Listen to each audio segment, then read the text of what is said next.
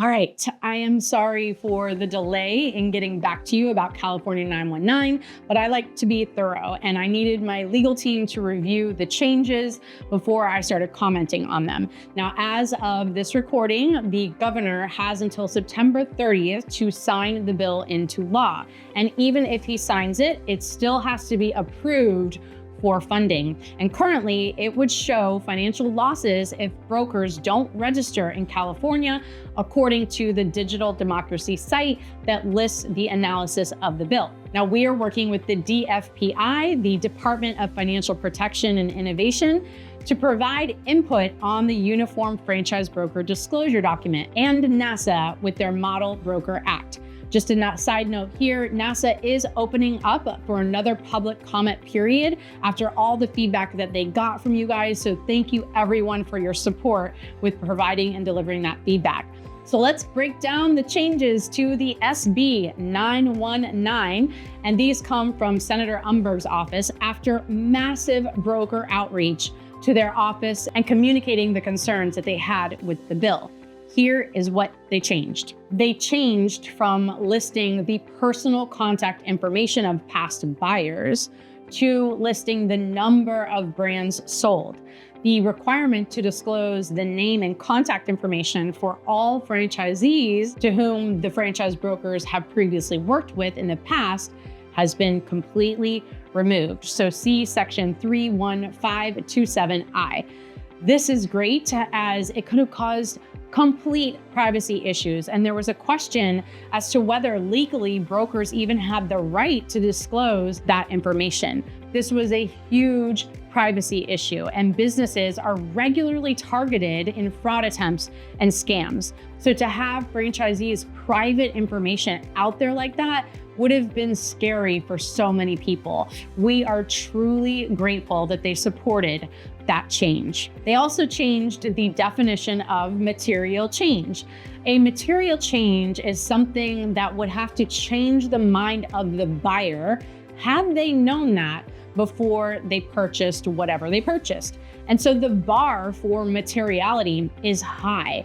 And previously, the authors had unnecessarily identified multiple grounds where there was materiality, but that the bar was really low. It simply added confusion and increased risk.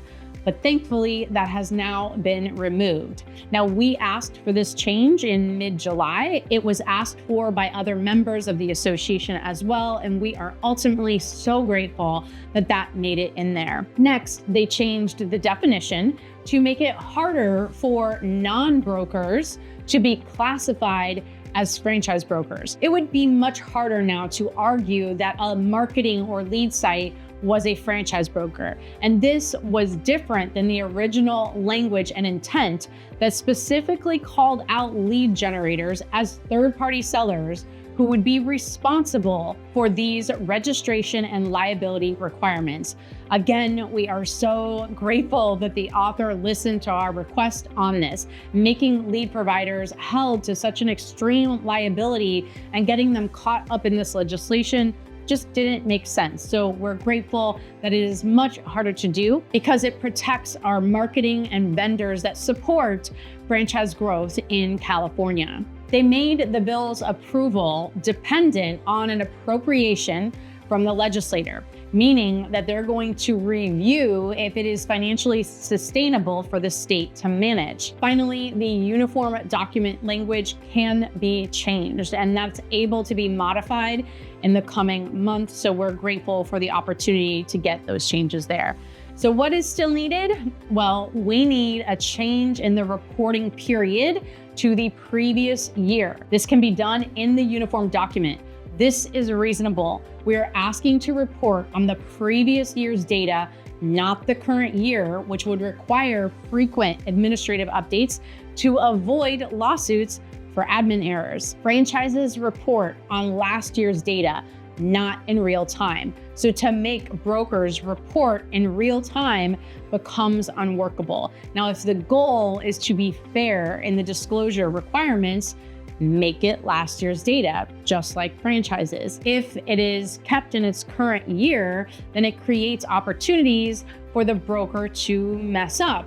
and the liability of the investment to be transferred to the broker, not for bad acts, but for administration errors due to the update requirements, which often they don't even control. The broker network and the franchise are the ones that control those negotiations and changes. If you agree that real-time updates are unreasonable, speak up.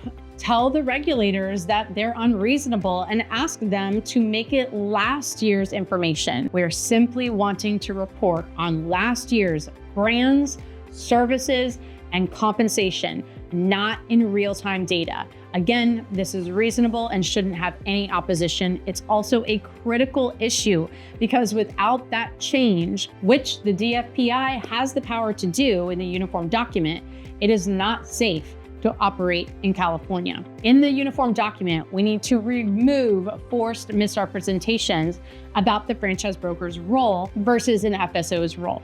This is another critical issue and should have no opposition.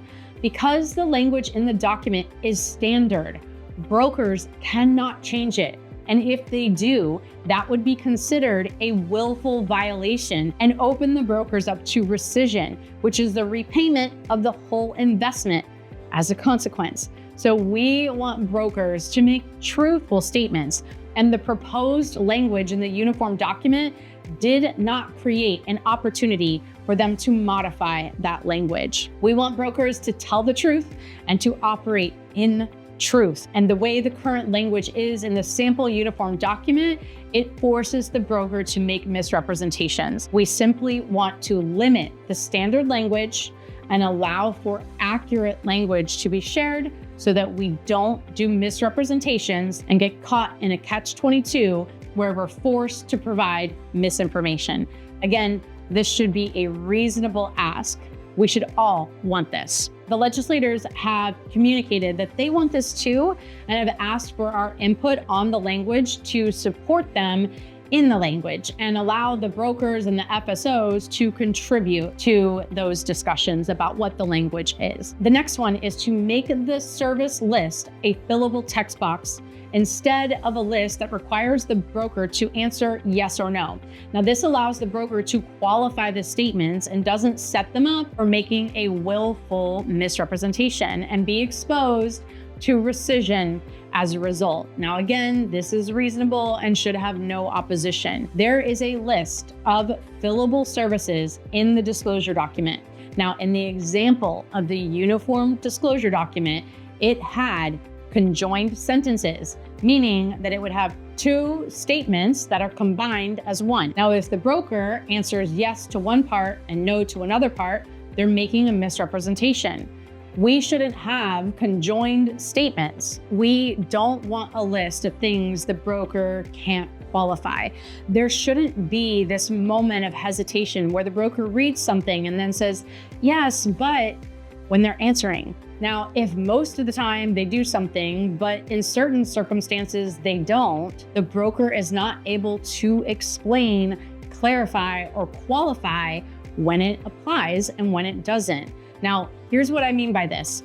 The broker can't explain what the broker does or doesn't do. It's either yes or no, period. So if the broker tries to write in a correction on the uniform statement, that could be considered a willful violation of the uniform disclosure, leading them into a trap for those brokers who don't know better and whose organizations are not teaching them this information. So we ask that they leave it a text box and just give examples rather than predetermined statements.